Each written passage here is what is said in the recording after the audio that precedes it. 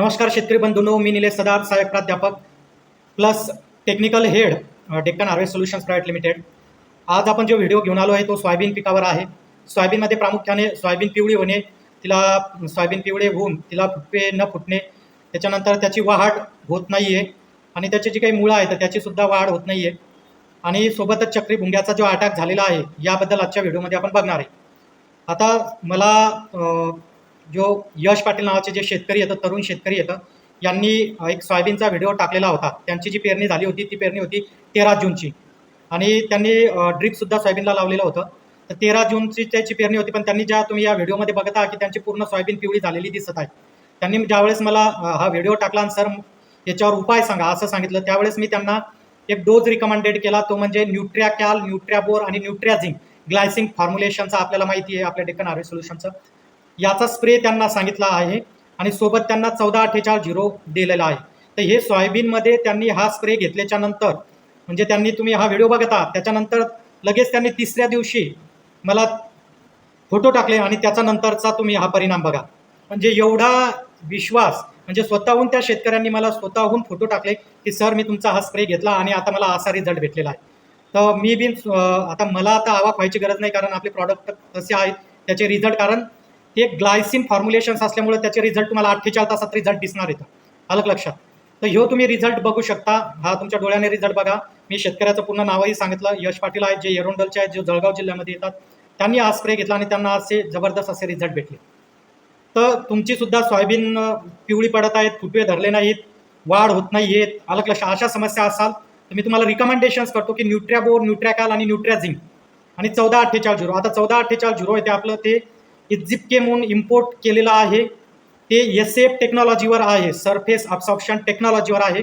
तुम्ही ती 100 ग्रामचे आपलं पाऊच येते, 100 ग्रामच्या एका पाऊचमध्ये तुमचं 1.5 ते 2 एकर सोयाबीन फवारणं होते। म्हणजे जर तुम्ही त्याचा एकरी जर खर्च पकडला तर 250-300 रुपये, त्याचा 250 रुपये खर्च त्याचा येईल, अलग लक्षात। आणि न्यूट्रियाबोर, न्यूट्रियाकॅल, न्यूट्रियाझिंक हे तुम्हाला प्रति लिटरला 2-2 ml घ्यायचं आहे आणि याचा स्प्रे घ्यायचा, असे जबरदस्त तुम्हाला रिझल्ट भेटतील। हा शेतकऱ्याने घेतलेला स्वतःचा अनुभव आहे आणि त्यांनी स्वतः मला फोटो टाकलेले आहेत। आम्ही कॉल सुद्धा केला नव्हता, पण ज्यावेळेस त्यांचा रिझल्ट आले त्यांनी फोटो टाकलेले आहेत। आता सध्या अजून एक प्रामुख्याने कीड येते, ती म्हणजे चक्री भुंगा, ज्याला आपण गर्डल बिटल असं म्हणतो। ही जी काही कीड आहे तर ही कीड पेरणी झाल्याच्या नंतर 15 ते 20 दिवसानंतर या किडीचा अटॅक असतो आणि जो साधारण 1.5 ते 2 महिन्यापर्यंत याचा अटॅक राहतो।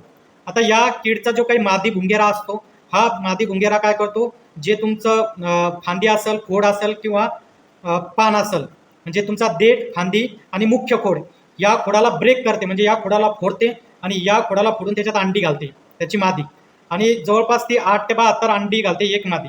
आणि या अंडीतून मग पिवळसर पांढरी रंगाची आळी बाहेर येते आणि ही आळी काय करते, तुमचा जो काही खोड असेल, फांदी असेल किंवा देठ असेल, त्याच्यामध्ये आतून पूर्ण ज्या काही आहे ते पूर्ण पोकळ करते आणि तुमचं झाड वाळायला लागते।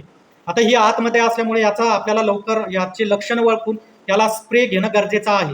त्याला रासायनिक स्प्रेमध्ये काय घेता येईल, तुम्ही थायमिथॉक्झा 12.6% प्लस लॅम्बडा साय हेलोथ्रीन त्याचा 9.5%, अलग लक्षात। तर हे 2.5 ml प्रति 10 लिटर पाण्याला वापरायचं आहे आणि लेबल क्लेम जे काही दिलेलं आहे त्याच्यावर जे काही सांगितलं आहे त्याच पद्धतीने लेबल क्लेमनुसारच आपल्याला फवारणी करायचं आहे। याच्या व्यतिरिक्त तुम्ही प्रोफेनाफॉक्स 50% हे घेऊ शकता, जे 20 ml 10 लिटर पाण्यामध्ये तुम्हाला वापरायचं आहे।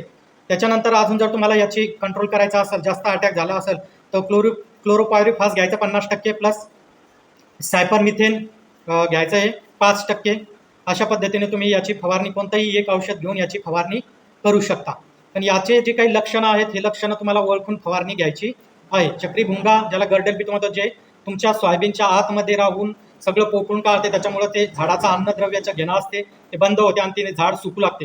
कुठं आता तुम्ही जर चक्कर मारली तुम्हाला कुठंतरी तुमचं झाड सुकत असल्याचं लक्षण दिसत आहे, पानं त्याचे कोमजलेले आहेत, पानं टवटवीत नाही आहेत, तर तुम्ही समजून घ्यायचं की चक्री भुंग्याचा अटॅक असू शकतो। तर तुम्हाला चक्री भुंग्याच्या अटॅकला हे प्रायमरी जर तुम्ही हे लक्षणं दिसत नसतील तरी एक तुम्ही निंबोळी ऑइलची एक फवारणी घेऊन घ्या। तर जर तुम्हाला चक्री भुंग्याचे कोणतेही लक्षणं दिसत नसेल तर प्रायमरी निंबोळी अर्काची एक चांगली फवारणी घेऊ शकता। पण दिसत असतील तर मी जे तुम्हाला सांगितलंय त्या पद्धतीने तुम्हाला फवारणी घ्यायची आहे। ओके, तर तुमच्या सोयाबीनशी अजून काही तुमच्या समस्या असतील तर माझा व्हॉट्सअप क्रमांक आहे, त्याच्यावर तुम्हाला काय होऊ शकते, तुम्ही मला संपर्क करा. आणि आपले जे न्यूट्राकॅल, न्यूट्रापोर आणि न्यूट्रा झिंक प्लस 1448 हे तुम्हाला महाराष्ट्रामध्ये कुठेही पार्सलची सुविधा उपलब्ध केली आहे. तुम्हाला 3 दिवसामध्ये पार्सल तुमच्या घरी भेटून जाईल आणि तुम्हाला स्वतः तुम्ही त्याचे रिझल्ट बघा. हे आलेले रिझल्ट आहेत. त्यामुळे शेतकऱ्याचं नाव सांगितलं, कुठं घेतलंय, म्हणजे कुठून त्यांना कुठले आहेत, कधी पेरणी केली, हे सगळं तुम्हाला व्हिडिओमध्ये सांगत आहे.